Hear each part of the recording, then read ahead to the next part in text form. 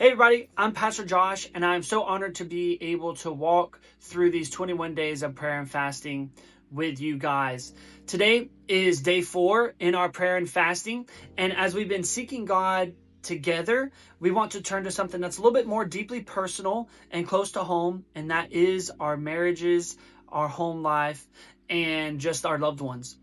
And here's the thing, most families do not just fall apart randomly. It's a slow drift.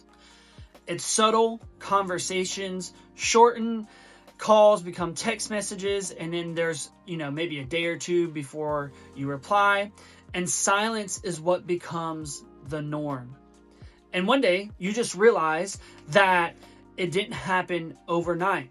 And while everything looks fine on the outside, God has always been way more concerned with what goes on the inside, our heart, than what the house looks like on the outside. And we're going to dive into Joshua chapter 24. And I want to give you guys a little bit of a history. This is at the end of Joshua's life, not at the beginning. This isn't like a huge hype moment. This is really a legacy moment. And here's where we're at. Israel has seen God move. They've already crossed over the Jordan. They have already lived in the provision of the Lord, but now they're settled. And oftentimes settling has a way of softening conviction in our life. They're around other cultures, other gods, other way of living. And oftentimes it isn't rebellion that hurts us, it's the slow drift. So Joshua gathers everybody and walks them through the story of how God has provided for them. He invites them to choose. Not like a huge demand, not this thundering, I'm the leader type of way, but this is what he says in Joshua chapter 24. As for me and my household, we will serve the Lord. Now look, Joshua isn't issuing a command, although he could have the right to do so as the leader. He understands something that we often forget. You don't drift towards faithfulness in your life. You strive towards it. It's an intentional decision to be going towards faithfulness in your life. This isn't about control. This is about alignment that Joshua is talking about.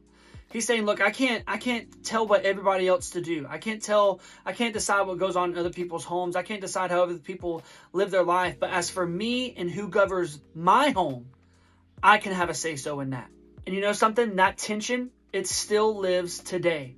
We are still surrounded by people that do not worship God, that do not live a Christian godly life, we are surrounded by a culture that looks down on us, that says that being a Christian is a bad thing. We're surrounded by noise, busy schedules, surrounded by so many different distractions, really. And over time, marriages grow tired, friendships grow weary, and we really family loses rhythm altogether. And what happens is faith becomes something that we attend on Sunday morning instead of something that we center our lives around. That's why fasting and prayer is so crucial. Fasting and prayer interrupts moments of drift, interrupts moments that we start to kind of get away from what God really wants us to do. What it does is it slows us down to show us areas in our life that we have neglected spiritually. And here's the thing, prayer recenters what fasting will reveal to us. Now, fasting and prayer doesn't necessarily, get God's attention from us. We already have his attention. But what it does is it aligns us in with his presence. And in this season in 2026, we're not just fasting and praying for miracles to happen at church or miracles to happen around us. What we want is realignment within our home and within our relationships. And we're believing that through these days of prayer and fasting, that God will still restore what feels fragile in our life. And here's the thing, restoration doesn't mean pretending that nothing ever happened. It means that God is going to heal the place that we've been avoiding in our life. And sometimes restoration may look like humility, right? It may look like forgiveness. It may look like us doing the thing that we don't necessarily want to do, but in order to have restoration and peace in our home, this is what we have to do, right? And sometimes it's choosing to pray together before you put your head down at night after it's been a hard day.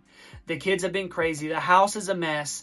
But what you have to do is make it an intentional moment to be able to say, for me and my house, we will serve the Lord. And let's believe together that God is going to do a good work at the home this year, in our marriages, in our family.